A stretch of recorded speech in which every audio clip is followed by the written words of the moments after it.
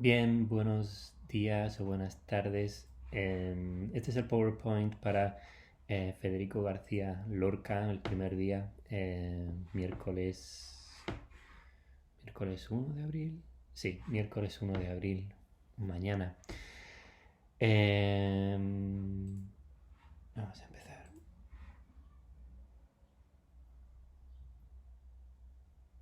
Bueno, los objetivos mínimos o las preguntas que me interesaría repasar en estos minutos de grabación son las siguientes, empezando por dar una breve semblanza biográfica de Federico García Lorca, acerca de quién fue.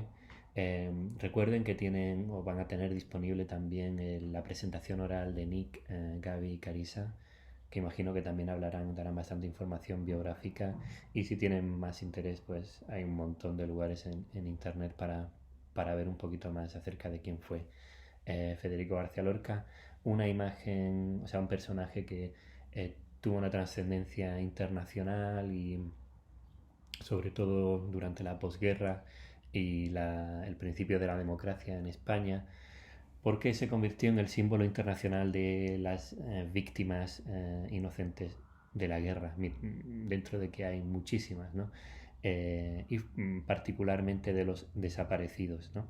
Federico García Lorca nace en 1898 y muere en 1936 durante los primeros meses de la Guerra Civil, ¿no? Esos primeros meses de caos, anarquía y barbarie. Bueno, fueron a buscarlo y se lo llevaron a un bosque y allí lo mataron junto con varias personas más, un maestro republicano cojo y dos banderilleros anarquistas, ¿no? Ese fue la imagen. Y bueno, últimamente con el tema de la memoria histórica en España, la necesidad de volver a recuperar la memoria de lo que pasó y para mucha gente volver a encontrar a sus familiares que fueron enterrados en lugares desconocidos, pues encontrar a Lorca ha sido una de las grandes objetivos, ¿no? De este plan por su valor simbólico, y no ha sido posible, ¿no? Nadie sabe dónde está enterrado, se sabe que tiene que ser en alguna parte de ese bosque. Federico García Lorca pues fue un poeta, dramaturgo y artista en general, que como muchos en su tiempo pasa de el modernismo, un modernismo tardío, a la vanguardia, y desde la vanguardia a un tipo de arte comprometido con la sociedad, comprometido con ciertas ideas de progreso social. Eh, Su teatro también, dentro, o sea, que aparte de poeta fue dramaturgo, su teatro sigue también un recorrido muy parecido. Y dentro de su teatro pues hay una triada de obras que son más o menos semejantes, a la que pertenece La Casa de Bernarda Alba, junto con Yerma o Bodas de Sangre, que tienen un tono más popular, ¿no? Y esto va en relación con esta segunda pregunta, ¿no? ¿A qué se refiere Lorca cuando califica La Casa de Bernarda Alba como drama de mujeres de los pueblos de España, ¿no? Y con esa advertencia que realiza también al principio de la obra, de que esa obra tiene la intención de un documental fotográfico, ¿no? No tenemos una obra en este sentido puramente vanguardista, como fuera El Público, que es otra obra que escribió en 1929, sino que esta obra sí es más figurativa e intenta tener una conexión más cercana con eh, la realidad de la sociedad en la que vivió, ¿no? Y con un interés muy marcado en el rol de la mujer y en las limitaciones que la sociedad le imponía, ¿no? Desde el punto de vista de su sexualidad y su género, Lorca fue una de las figuras homosexuales eh, básicas en el tiempo, eh, debido a que pasa de un momento de represión a un momento de liberación, o más bien de no esconder su sexualidad, ¿no? En ese sentido, todo lo relacionado con el feminismo y también con las cuestiones de género y de sexualidad ocupan un lugar central, ¿no? No solamente en su poesía más tardía o en obras como El Público, sino también en toda esta aproximación a cuestiones sociales que vemos en la casa de Bernarda Alba, drama de mujeres de los pueblos de España. Hablaremos sobre eso un poco más adelante. Y también me interesa que piensen o que elaboren el cómo se relacionan los personajes principales de la obra entre sí, ¿no? Una vez más, cuál es el significado de sus nombres, ¿no? Ya recuerdan en Crónica de una muerte anunciada, como el nombre de las mujeres o incluso el propio nombre de Nassar, pues son nombres tremendamente simbólicos, ¿no? Pues igual, ¿no? Con Martirio, con Adela, con Bernarda y con otro tipo de nombres. Y por supuesto el tema del personaje principal, que es un personaje muy interesante, muy rico, ¿no? Y que es la representación fundamental de esa opresión, ¿no? De esa obsesión por la ocultación al exterior de lo que sucede en el ámbito privado, ¿no? Esa personalidad obsesionada con el control, con el juicio, ¿no? Con la represión. Y a través de qué actitudes y símbolos se expresa, ¿no? Y en ese sentido, eh, las acotaciones son fundamentales, como veremos más adelante.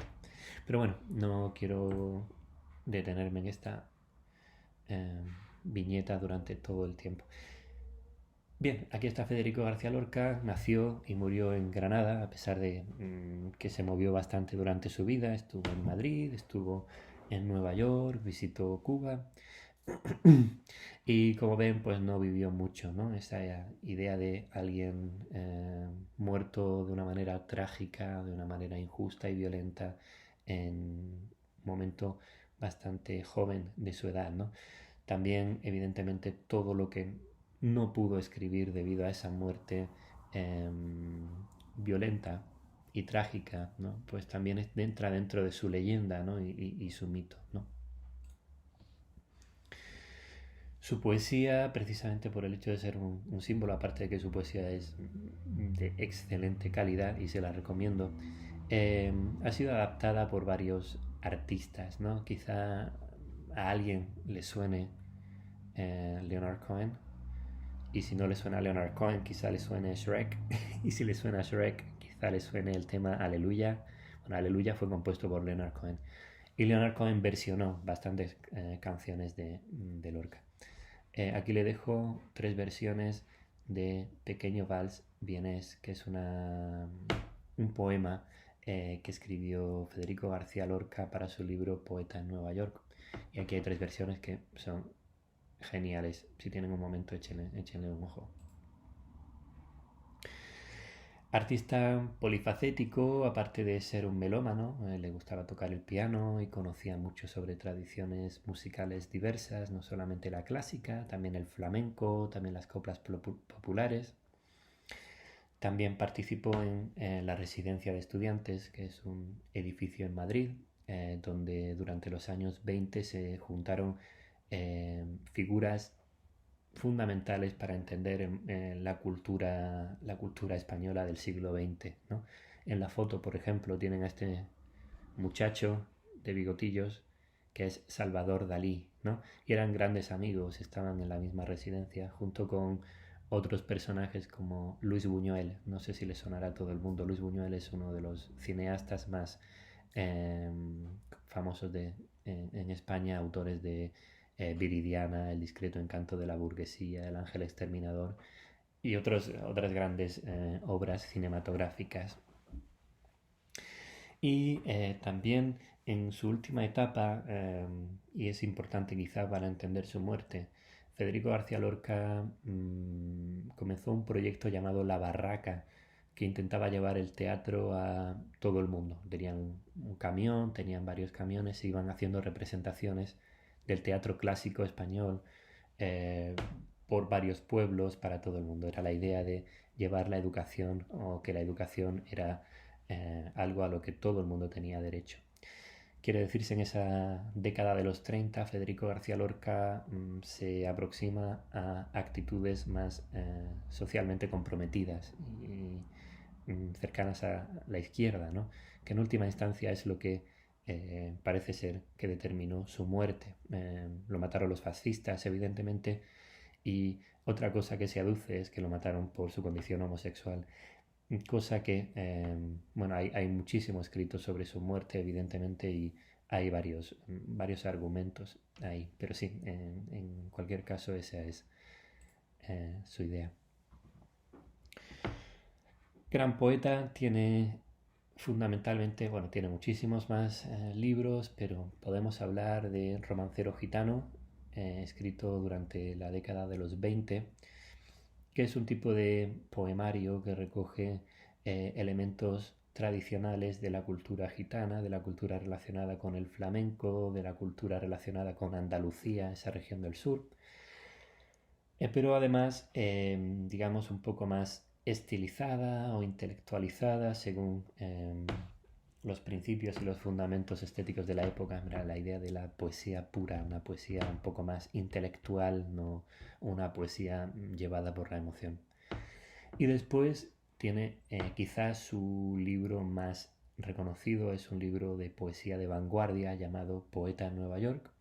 Eh, Se escribe a raíz de un viaje del poeta a esa ciudad justo en 1929, y como ustedes recuerdan, como ustedes saben, es un momento bastante peculiar para la historia de Estados Unidos y la historia del mundo entero. Entonces, Federico García Lorca observa o es testigo de la crisis brutal económica del capitalismo. Al mismo tiempo, él estaba experimentando varias crisis a nivel personal, pues una crisis de identidad. Pues, él estaba muy dentro del armario y necesitaba salir. Y aparte una crisis artística. Cuando él va a Nueva York, muchos de sus amigos artistas, empezando por Dalí o Buñuel, le dicen que está escribiendo poesía arcaica, poesía obsoleta, y que debe empezar a escribir poesía surrealista o que debe hacer algo más vanguardista. Y Poeta en Nueva York es su respuesta, ¿no? Una respuesta a una crisis poética también, ¿no? Entonces es una obra de tres crisis. Como dramaturgo tiene muchísimas obras, es una de las figuras más importantes del teatro en España. El público es un teatro experimental, donde se abordan cuestiones de su actitud frente al amor, frente al deseo, ¿no? Y, como he dicho antes, La casa de Bernarda Alba, con un tema más social o un tema que quiere ser más documental, ¿no? Recuerda un poco a Truman Capote, ¿no? Esa idea de acercarse a episodios que ocurrieron realmente en Granada o cerca de Granada, pero estilizados, ¿no? A través de su óptica, pero siempre con una idea de efectivamente reflejar realidades, ¿no? O situaciones de su tiempo y de su entorno. Bien, La casa de Bernarda Alba, drama de mujeres en los pueblos de España. A pesar de que Federico García Lorca tomaba el argumento de sus obras, de la prensa escrita, por ejemplo en Yerma o por ejemplo en Bodas de Sangre o aquí en La casa de Bernarda Alba, esas historias ocurrieron más o menos realmente. Hay un deseo de una proyección universal, ¿no? De esa idea, o universal o al menos nacional, ¿no? Drama de mujeres, ¿no? Podía ser de cualquier mujer en cualquier pueblo de España. Y esto es por ciertas realidades o ciertas experiencias que son comunes o que fueron comunes para el género femenino en cualquier pueblo, en cualquier lugar de la geografía española. Y aquí en esta obra, en La casa de Bernarda Alba, se reflejan dos asuntos fundamentales. Uno es la cuestión de la pureza. No voy a añadir más porque lo vimos en Crónica de una muerte anunciada, ¿no? Esa obsesión por la honra, ¿no? Por el honor, ¿no? Por conservar cierta dignidad frente al exterior, ¿no? Porque el exterior, la masa social, no tenga argumentos con los que devorar un hogar, ¿no? O una familia. Por otro lado, eh, aparte del honor, está también la cuestión del luto. En, Cuando fallecía alguien en una casa, eso significaba el final de la vida social de esa casa durante varios meses, si no años. Y eso significaba sin música, sin luz, sin poder cantar o bailar, etcétera, etcétera, etcétera. Vamos, una cuestión bastante dura y que realmente se llevaba con mucha rigidez y sobre todo por esas familias que pensaban que tenían algo que demostrar al exterior, ¿no?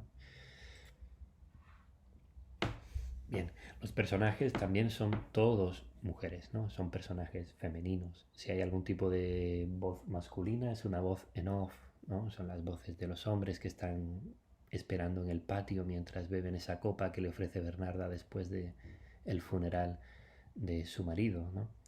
Eh, pero sí, fundamentalmente son mujeres. Y dentro de esas mujeres tenemos a las hijas, ¿no? Y estas hijas tienen nombres como Angustias. Angustias viene del nombre en María, la Virgen de las Angustias. Es una representación de la Virgen en el momento álgido de su sufrimiento. La Virgen de las Angustias es cuando está descendiendo Cristo ya muerto de la cruz, etcétera, etcétera. O sea, una imagen fuerte, ¿no? Angustias también significa anxiety, ¿no? Ansiedad, la angustia. Magdalena es ese personaje bíblico también que llora un montón, ¿no? Que está llorando en los pies de Cristo porque está muy arrepentida de sus pecados. Todo esto muy en breve, ¿no? Amelia, dentro de los nombres, es un nombre más amable, ¿no? Que suena algo como más dulce, ¿no? Como más suave. Martirio, pues martyrdom, ¿no? Es justamente lo que significa. Y es un nombre común, o sea, son nombres comunes, no son nombres súper rebuscados, pero el hecho de que todos coincidan da una idea de cómo quiere proporcionar un motivo simbólico ya desde esa colección de personas que sufren, ¿no?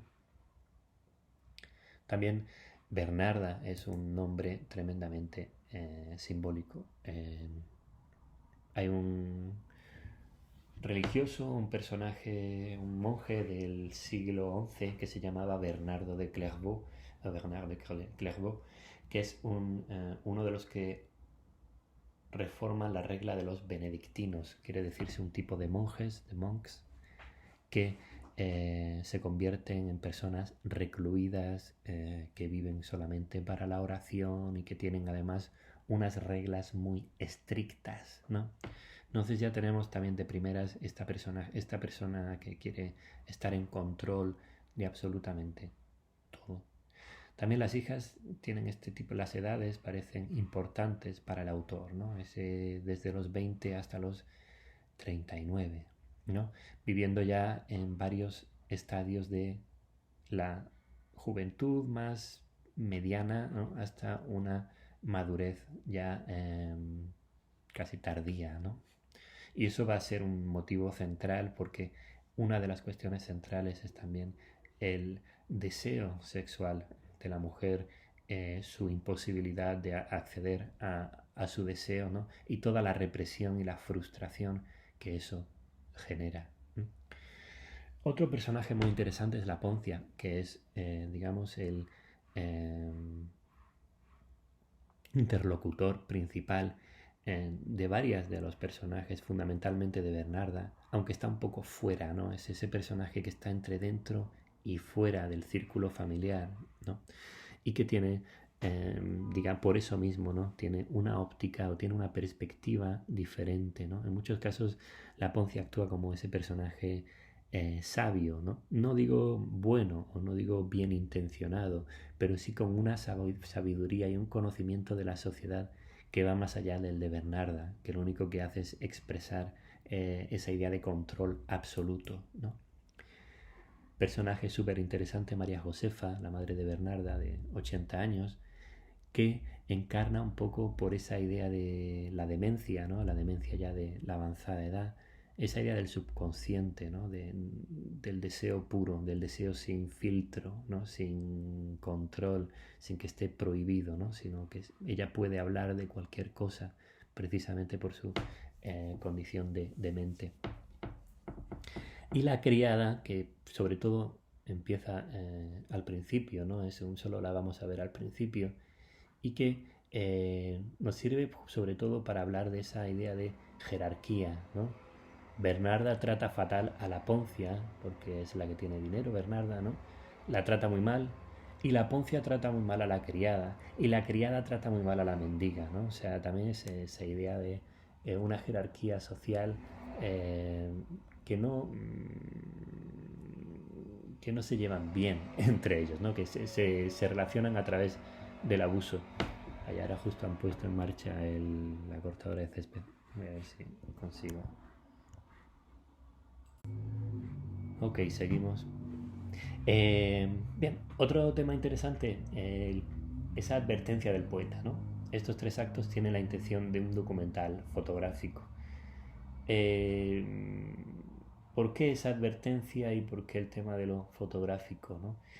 Parece que nos va a mostrar imágenes o representaciones de un mundo con una nitidez que puede que hieran la sensibilidad, ¿no? O sea, que no es apto para todas las mentes, ¿no?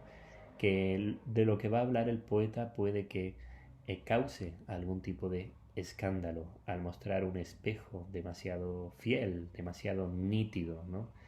Acerca de la sociedad. Y en este caso hay cierta idea de subversión teatral. Esto no es una obra costumbrista, clásica, del teatro burgués destinada al puro entretenimiento, ¿no? Esta obra puede causar incomodidad, puede causar que la audiencia se sienta incómoda, ¿no? A través de lo que se va a mostrar. Y esa es la idea, ¿no? Mover un poco la conciencia a través de mostrar ese tipo de cosas. Bien. El caso del teatro de Lorca está lleno de acotaciones, muchas veces cargadas de poesía, ¿no? Y de lirismo, pero digamos no es un teatro mm, en el cual el autor se desentienda de cómo debe ser representado, ¿no? Si recuerdan, Federico García Lorca y su barraca estuvieron recorriendo los pueblos de España y estaban llevando el teatro a muchos lugares, ¿no? Entonces Lorca también puso sobre la escena muchísimas obras y parece que tiene una idea muy precisa de cómo quería construir los espacios, ¿no? Y cómo quería relacionar ciertos símbolos, ¿no? Es muy interesante el comienzo, ¿no? Cómo empieza narrando cada acto con una descripción breve de los edificios y los espacios, ¿no? Y la primera es una habitación blanquísima del interior de la casa de Bernarda. Y ya nos dice varias cosas aquí, solamente en esta primera frase, ¿no? Es una habitación blanquísima. Otra vez, ¿no? Ya lo hemos visto en Crónica de una muerte anunciada, esta obsesión con lo blanco, con lo puro, con lo limpio, con lo que no se relacione con el pecado ni con la mancha, ¿no? Pues la idea del interior. No se trata de una parte de fuera, sino que la comedia se va a desarrollar, digo la tragedia se va a desarrollar casi completamente en un entorno privado, de puertas para adentro, ¿no? Y eso es algo fundamental, ¿no? No solamente el interior de la casa, también vamos a estar viendo o intentando ver un poco dentro de los personajes, esos deseos reprimidos que están luchando por explotar, ¿no? Ese deseo de libertad, ese deseo sexual, etcétera, etcétera, ¿no? Y por supuesto de la casa de Bernarda, ¿no?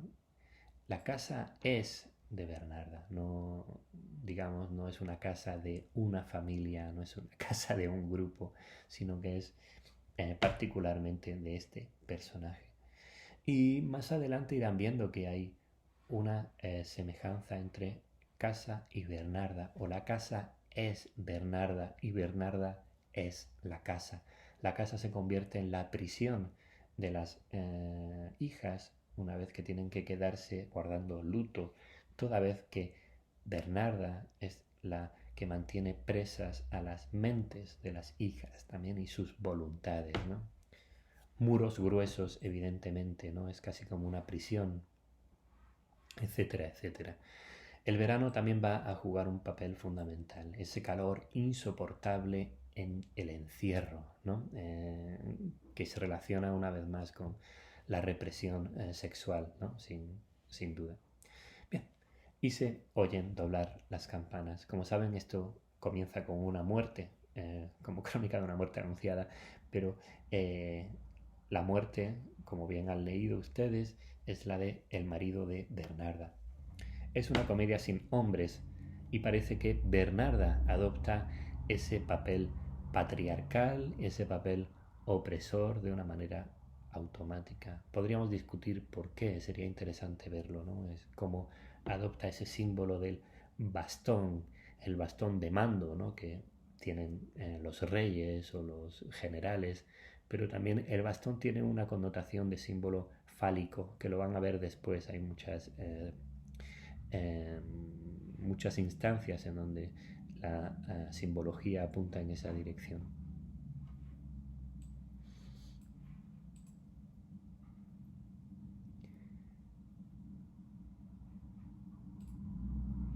Bien. Las acotaciones también introducen cierta idea de jerarquía, por ejemplo, ¿no? En el comienzo la Poncia sale comiendo chorizo y pan, ¿no? Ella está disfrutando del momento de soledad en el cual ella es capaz de convertirse en Bernarda. Si Bernarda no existe, hay otro personaje que cubre esa posición de poder, ¿no? Y la criada, ¿no? Ocupa esa posición de subalterna, de oprimida, ¿no? Que además depende, ¿no? de la otra, ¿no? Esta idea de ¿por qué no me das para mi niña Poncia? ¿Por qué no me das pan y chorizo? ¿No? O eso, esta idea que no podríamos entender si no estuviera la acotación, ¿no? También esas acotaciones marcan la idea de la jerarquía y en el momento de la opresión, ¿no? Esa voz baja, esas voces en voz baja, ¿no? Que son voces sumisas, ¿no? Y también la muestra de poder de Bernarda usando el bastón, dando un golpe, ¿no? Dentro del silencio, ¿no? Que empieza reclamando Bernarda, es la primera palabra que dice Bernarda, silencio. Ella es capaz de romperlo con ese golpe fuerte de bastón en el suelo. También la idea de el contraste entre lo público y lo privado, la obsesión con la limpieza, ¿no?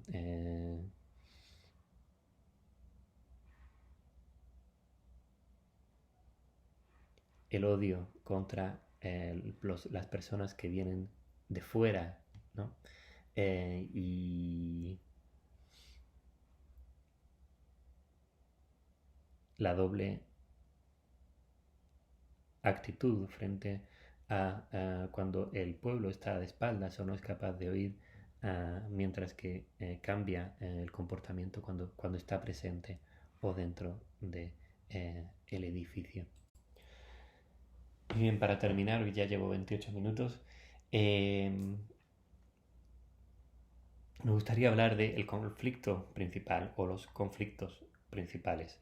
El conflicto principal es un tema de amor, o se va a convertir en el tema de cuál de las hijas consigue el amor de Pepe el Romano, ¿no? Este arquetipo del hombre, muy hombre, un macho alfa, etcétera, etcétera, ¿no? Y al mismo tiempo ese conflicto está motivado ese conflicto amoroso está motivado por un conflicto económico, ¿no? Solo la primera hija recibe el dinero, ¿no? de la herencia, con lo cual las demás hijas se quedan un poco sin posibilidad de autonomía, ¿no?